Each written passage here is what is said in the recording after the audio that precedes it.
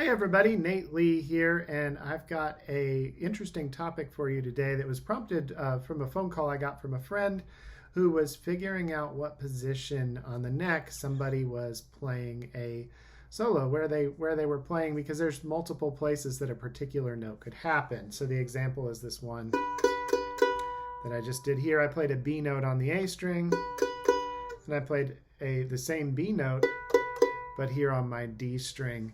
And learning stuff by ear really requires a lot of skills, and one of them is figuring out not just what note is being played, but where is it being played, because that can make or break the song or the solo or break that you're learning to play. Because if, for instance, the B note is up here and you're playing it down here, you may find that there's logistical problems that make the song impossible for you to play.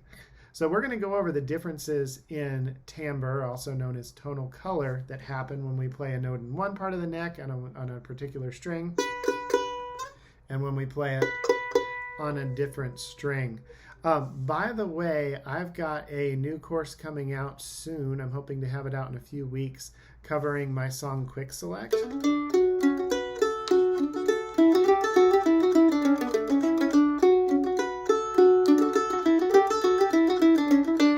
See if I get muted on any of the socials for playing my own song. Might happen. I've got that course coming out. Some people had asked about it, and so I made a course, and it was actually a long time ago, and just now getting around to editing it and putting it out. We've also got a couple other courses, one on my arrangement for chinkapin hunting and one on the how to play a solo on a song you've never heard before, that teaches you how to play solos on songs you've never heard before. So I'll drop links down below, but just wanted to mention those because I hadn't actually done much to advertise those, and the people that found them have really enjoyed them, and you might enjoy them too. All right, so let's talk timbre. Timbre is spelled T-I-M-B-R-E. It looks like timber, but it's pronounced timbre. And it just means tonal color. And that's a next level thing for ear training musicians to learn to do, is not just hear notes, but hear what are the qualities of that note. And this is helpful for, like I mentioned, for figuring out where in the neck something is.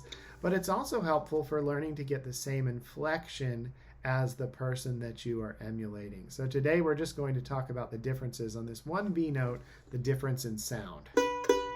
And for you fiddlers out there, we're going to do this on fiddle tomorrow, so tune in for that as well. For mandolin players or anybody watching who plays another instrument, you might find it interesting to watch the fiddle video as well.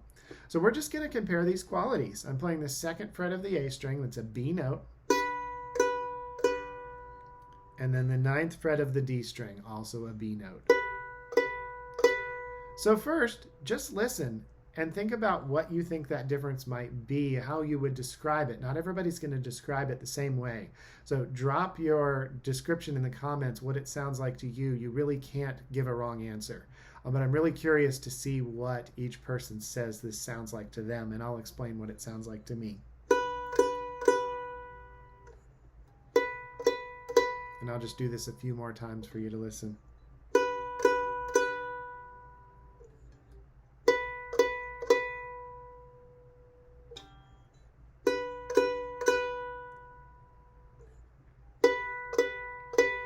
All right, so here's the difference I hear. On the A string, I hear a brighter sound and a little bit less complex of a sound.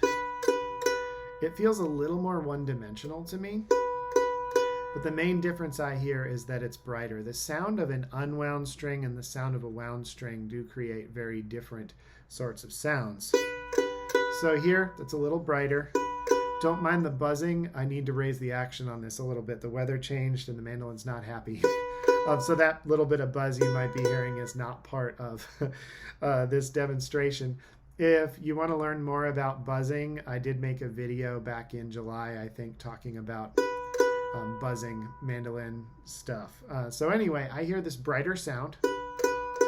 Compared to here, I hear this darker, more focused, thicker, and a little more multi-dimensional sound.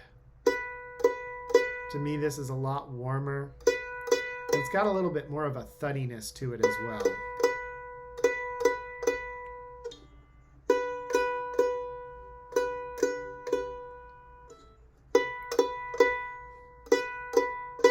Now, if you can't hear the difference right now, don't worry. That's where everybody starts. They can't hear the difference, myself included.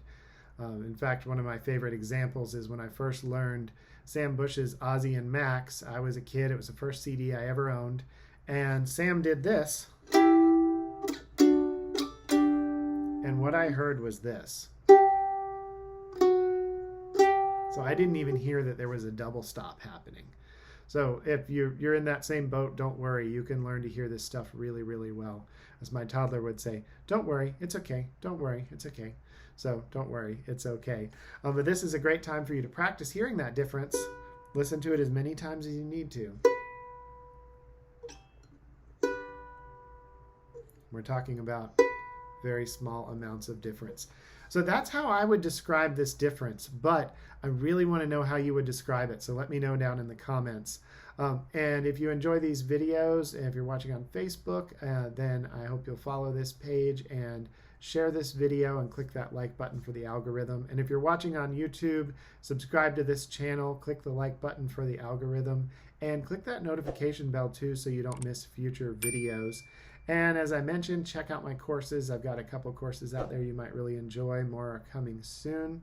And as always, if you have topic requests, feel free to send them. I'll be happy to cover as many topics as I can in future videos. And if you've already requested a topic and I didn't make that topic, I didn't make a video about it, and it's been a little while, please reach out again and let me know, because sometimes I lose track of those. All right, everybody.